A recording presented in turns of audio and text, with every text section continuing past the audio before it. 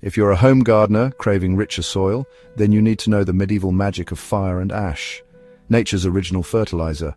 Picture this. Centuries ago, farmers faced fields so tired they barely grew a thing.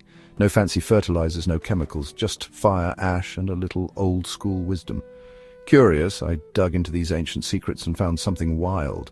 Those farmers would burn brush, wood, or leftover crops right in their fields. The result? Fine, grey ash packed with minerals, potassium, calcium, even trace elements that hungry soil was desperate for. Here's how they did it. Step 1. Collect and crush the ash until it's nice and fine. Step 2. Gently sprinkle it over your garden beds. Don't dump. Step 3. Mix the ash deep into the soil, maybe with some compost or manure for an extra boost. And that's it. You're not just feeding your plants, you're enriching the entire ecosystem underground. Microbes get busy, roots dig deeper, and your soil springs back to life.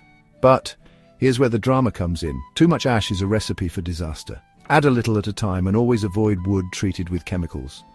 The old-timers balanced it by feel, so start slow and learn as you go. Fast forward to today, and that simple, powerful trick still works. A sprinkle of ash, used wisely, can transform your garden and remind us to work with the earth, not against it.